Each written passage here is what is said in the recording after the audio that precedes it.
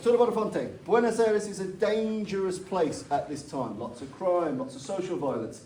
The fact that I'm carrying a cane and I'm well dressed and I talk well and I shop right and I've got the right shoes makes me a big blaring target. So for Mr. Bonafonte, you know, this is your social status marks you as someone worth the effort of bringing violence to. You know, no point robbing a poor person when you can rob a rich person.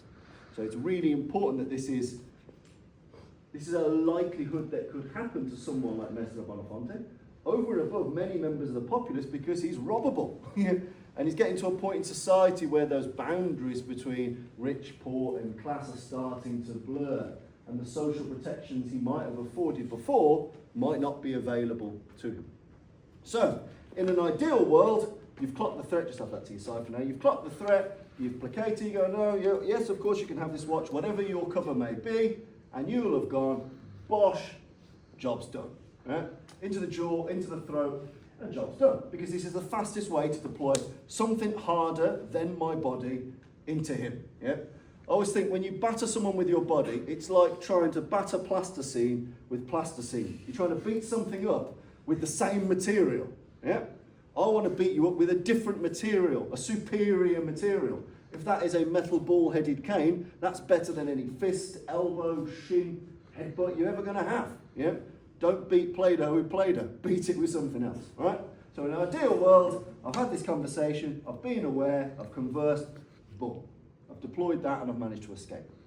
Now let's imagine this has not quite worked. So I've clocked him and he stumbled back a bit. Yeah, I've got this, but the violence isn't ending. It's not the knockout or the knockdown that I'm after.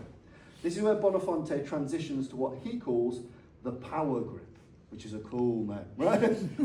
Probably sounds better in Spanish as well, like la gripia de power. What we're going to do, and you can all do this at the same time actually, holding the stick like this, we're going to flip it like so.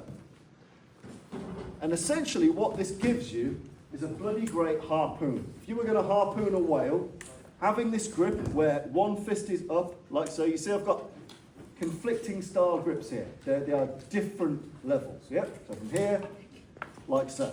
I should have been in this position. And give yourself a feel. Do you feel like you could harpoon a big angry animal? If you could, you're doing it right. Yes. Really simple. Yeah? So taking it from here to there. And really that harpooning motion is you can imagine it in your mind what it would be to put that level of force in it. You're not jabbing it, you're harpooning it, you're going through it. Right, so imagine I've got this first shot in, you can hold the pad now. Bash! And he's not quite gone down. There's no point now following up with more of these if I don't have to, right? Because this puts me in a bit of a punch fight, right? I've bought myself the space and time, and therefore choice, to deploy one of the great benefits of the stick, which is now as a bloody great weaponized lever and tool. It wasn't useful to me that much here. But as soon as I've clocked it and made some space, ending up in this power grip here, being able to thrust heavily into whatever is appropriate. You know, whether that's the solar plexus, whether that is the throat, whether that is the face. Bear in mind that heads and faces are quite twitchy. You know, an inch movement on the head and a miss. I can really slam that into the body and be unlikely to miss. And there is nothing stopping me going body, and once I've slowed him down a bit, head, body, head. I can really pursue from here, because just like our ancestors, hunting like so, this is quite a natural rinse and repeat movement. So one way to practice now is going from a preemptive hit, bosh, yeah, the person being hit, I'm not going to hit too hard on this if you'll start to wreck the pads, but imagine you'll have gone back. If I've hit you in the throat with that, you're moving a bit. Immediately arm the stick. The great thing about this movement, you can all do it at the same time, imagine you've just clocked someone. It's a very efficient use of time and space. Yeah? It's a very efficient, if I went bosh and then tried to transition to this, or any other grip, that's dead time. But I can deck you and immediately be in this power grip, this harpooning stance. So I want you to practice hitting with it, with that space you're now afforded, put it into Bonafonte's power grip, and get used to 1, 2, 3 strikes on it. Again, be gentle and careful because we've got different types of sticks and different types of pad.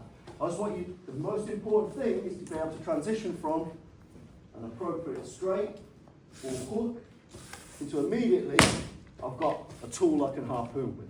This make sense? Give that a practice. Take your time.